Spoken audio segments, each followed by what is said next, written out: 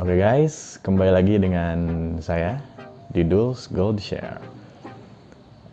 Pada pertemuan pertama ini, saya akan membahas tentang bab toharoh dan air. Untuk toharoh, itu saya akan bahas mengenai definisi toharoh itu apa, kemudian pembagian toharoh itu apa aja, dan kemudian untuk air saya akan membahas jenis-jenis air ya. Secara definisi, toharoh itu terbagi menjadi dua ya. Yang pertama menurut bahasa, yang kedua menurut istilah. Toharoh menurut bahasa adalah bersih dan suci dari segala kotoran. Sedangkan toharoh menurut istilah adalah mengangkat atau menghilangkan najis atau kotoran. Itu definisinya ya guys. Jadi definisinya ada dua, ada menurut bahasa dan menurut syar'i. Selanjutnya adalah pembagian toharoh. Nah, kita lihat di sini. Pembagian toharoh itu, toharoh terbagi menjadi dua, toharoh maknawiyah dan toharoh hissiyah. Untuk toharoh hissiyah ini terbagi lagi menjadi dua, ada suci dari hadas dan suci dari najis. Nanti kita sama najis itu apa ya. Oke. Sekarang kita masuk dulu ke toharoh maknawiyah. Toharoh maknawiyah adalah bersihnya hati dari segala bentuk kesyirikan dan kemaksiatan serta penyakit-penyakit hati lainnya begitu. Hakikat toharoh tidak akan terwujud selama kesyirikan masih bersarang dalam hati kita. Begitu. Itu toharoh maknawiyah. Jadi ini lebih ke ini ya, hati ya. Kita itu harus membersihkan diri kita secara maknawiyah, yaitu jauh dari kesyirikan kepada Allah Subhanahu wa taala.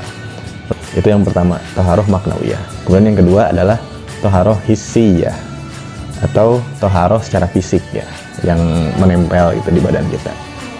Tahu bedanya ya? Yang pertama tadi maknawiyah itu lebih ke hati kita, perbuatan kita gitu. Sucinya hati, perbuatan kita itu dari perbuatan maksiat dan syirik. Sedangkan toharoh hissiyah atau secara fisik itu maksudnya adalah sucinya anggota badan kita dari segala kotoran dan najis. Nah, itu ya. Baru kita masuk ke pembagiannya begitu. Suci dari hadas dan suci dari najis. Sekarang kita bahas hadas ya. Hadas merupakan sesuatu yang melekat pada tubuh seorang muslim yang menyebabkan terhalang melaksanakan ibadah sebelum ia bersuci begitu. Jadi dalam peribadatan dia terhalang begitu, jadi tidak sah peribadatannya. Hal tersebut menjadi sebab dia terhalang untuk melaksanakan ibadah-ibadahnya itu seperti sholat, tawaf gitu. Nah, hadas ini juga terbagi menjadi dua ya, ada hadas kecil, ada hadas besar. Hadas kecil itu apa? Nah, untuk hadas kecil itu contohnya adalah buang air kecil, buang air besar, ataupun pembatal wudhu lainnya begitu. Nah, jika kita berhadas kecil, untuk bisa melaksanakan peribadatan, kita harus berwudu. Berwudu ini merupakan salah satu hal yang dapat menghilangkan kita dari hadas. Hadasnya itu hadas kecil. Oke. Nah, Allah SWT berfirman di Al-Maidah ayat 6, "Hai orang yang beriman, jika kalian hendak mengerjakan sholat, maka basuhlah mukamu dan tanganmu sampai dengan siku. Usaplah kepalamu serta basuhlah kakimu sampai mata kaki." Jadi berwudu untuk menghilangkan hadas kecil. Kemudian yang kedua ada hadas besar. Hadas besar ini mengharuskan kita atau seseorang itu untuk mandi, dan mandinya itu disebut mandi besar. Penyebabnya adalah dia melakukan junub atau hubungan suami istri atau hubungan intim, kemudian haid dan yang lainnya seperti itu. Cara bersucinya ini adalah di surat Al-Maidah ayat 6, Allah berfirman, "Dan jika kamu junub, maka mandilah." Jadi untuk menghilangkan atau suci dari hadas besar itu harus mandi ya. Oke. Itu pembahasan dari bagian pertama dari toharoh hissiyah ya. Terbagi menjadi dua. Suci dari hadas, suci dari najis. Untuk hadas sendiri itu terbagi dua juga, hadas kecil dan hadas besar.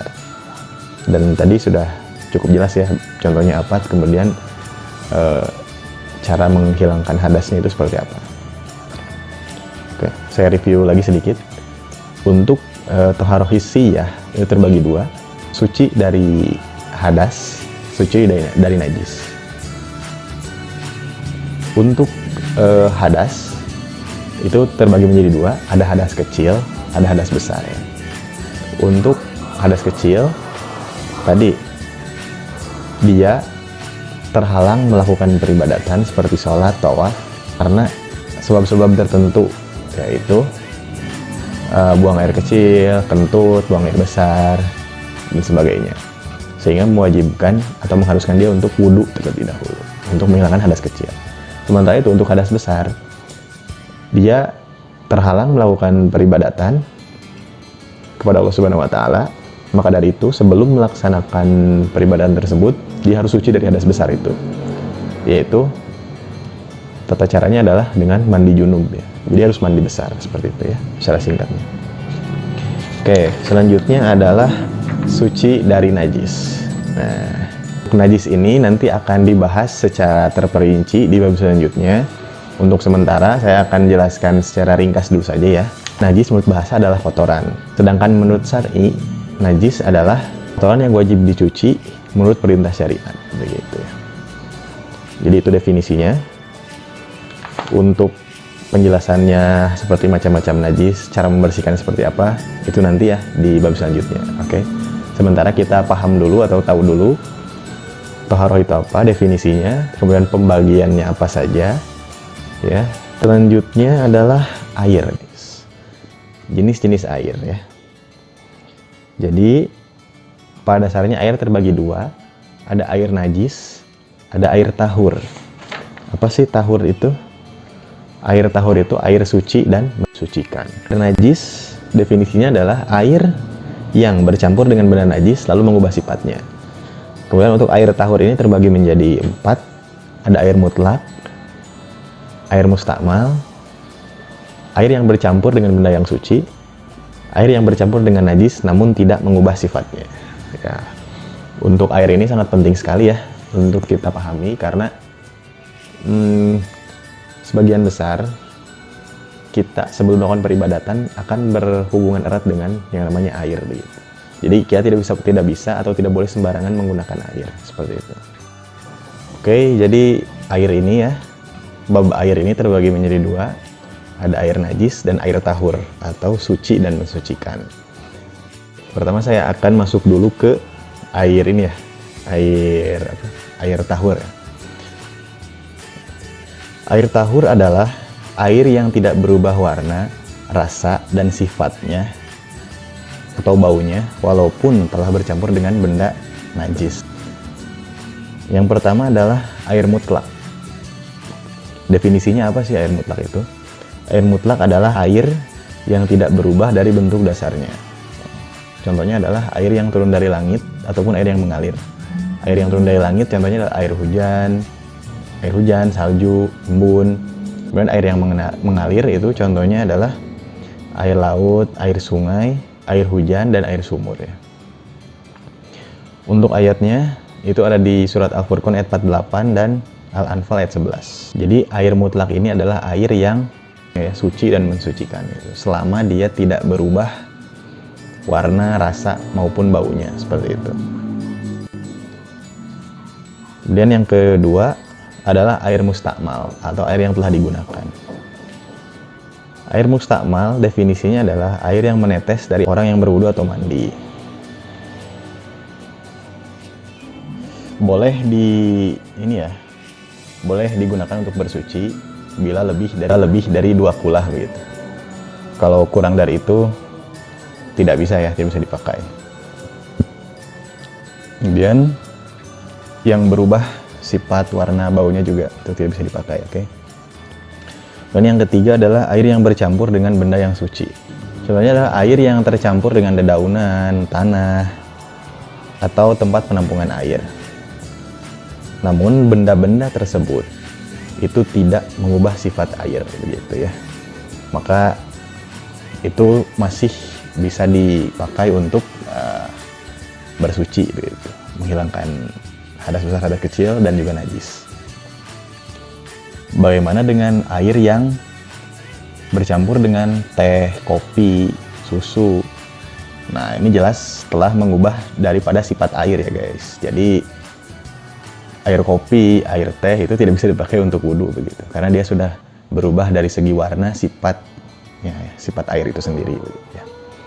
Kemudian yang terakhir adalah air yang bercampur dengan najis, namun tidak mengubah sifatnya. Jadi di sini definisinya adalah air tersebut telah bercampur dengan benda najis seperti air kencing, bangkai atau selainnya, namun tidak mengubah salah satu sifat air itu. Air itu masih tetap dianggap suci sesuai hadis Rasulullah SAW tentang sumur buda'ah, ya. Sesungguhnya air itu tetap suci dan tidak dinajisi oleh benda apapun. Maksudnya adalah manusia saat membuang kotoran di pinggir sumur, terkadang air hujan itu membawa kotoran tersebut ke dalam sumur. Akan tetapi karena debit air itu yang cukup banyak dan besar, sehingga kotoran yang masuk itu tidak berpengaruh terhadap sifat air dan juga tidak mengubah sifat-sifat air itu dari rasa, warna, bau, seperti itu ya. Jadi bisa dipakai. Nah, jadi saya review lagi ya. Air tahur itu definisinya adalah air yang suci dan mensucikan. Terbagi menjadi 4. Ada air mutlak, ada air mustakmal, air yang bercampur dengan benda yang suci, air yang bercampur dengan benda najis. Untuk air mutlak itu air yang berasal dari langit, ya, turun dari langit, ataupun air yang mengalir. Contohnya seperti air hujan, embun, salju. Kemudian air yang mengalir seperti laut, air sungai, air sumur, ya. Kemudian untuk air mustakmal itu adalah air yang menetes dari anggota badan orang yang berwudu atau mandi begitu. Nah, air ini masih bisa dipakai untuk bersuci jika dia lebih dari 2 kulah. Yang ketiga, air yang bercampur dengan benda yang suci seperti dedaunan, tanah, kemudian tempat penyimpanan air. Selama tidak merubah sifatnya, tidak merubah sifat air, maka masih bisa dipakai untuk bersuci. Dan yang terakhir, air yang bercampur dengan najis ya, tapi tidak mengubah sifatnya. Itu seperti yang saya jelaskan sebelumnya. Seperti misalkan ada orang yang membuang kotoran itu di samping sumur, kemudian kotoran itu terbawa oleh air masuk ke sumur, namun karena di sumur itu debit airnya sangat tinggi sehingga tidak mempengaruhi airnya, sifatnya, sehingga masih bisa dipakai untuk bersuci. Di buku ini disebutkan ada beberapa permasalahan ya. Jadi pada dasarnya yang pertama, hukum dasar air itu adalah suci. Nah, ketika seseorang menemukan kubangan air dan ragu apakah air itu suci atau najis, maka hukum asalnya adalah suci dan ia boleh menggunakannya begitu. Jika memang tidak ada sumber air yang lainnya lagi. Gitu. Dan yang kedua, dibolehkan berwudu menggunakan air zam-zam. Berdasarkan hadis Rasulullah SAW, beliau pernah meminta asij segayung air zam-zam lalu ia minum dan sisanya beliau gunakan untuk berwudu. Ya, itu beberapa permasalahan yang mungkin ada yang sering ditanyakan itu ke Ustadz ya. Di buku ini dituliskan seperti itu. Yang kedua adalah air najis, yaitu air yang tercampur dengan benda najis dan mengubah bentuk atau salah satu sifat air tersebut, baik bau, rasa ataupun warnanya. Air istilahnya itu air ini terkontaminasi guys, terkontaminasi oleh najis, sehingga sifat-sifat air ini berubah baik sifat, rasa maupun baunya. Nah, air semacam ini adalah najis berdasarkan ijma atau kesepakatan ulama dan haram untuk digunakan. Contohnya adalah air yang terkena bangkai gitu ya, sehingga menjadi bau airnya begitu. Ya, untuk bab pertama sudah selesai. Saya membahas tentang toharoh dan air. Ya, terima kasih buat teman-teman semua yang sudah menonton channel ini. Mohon maaf kalau ada salah-salah kata, karena saya juga masih belajar begitu ya. Saya teringat sebuah hadis dari Rasulullah SAW, balighu anni walau ayah, sampaikan dariku walau satu ayat. Jadi di sini saya mencoba untuk sharing apa yang saya ketahui, apa yang setelah saya baca.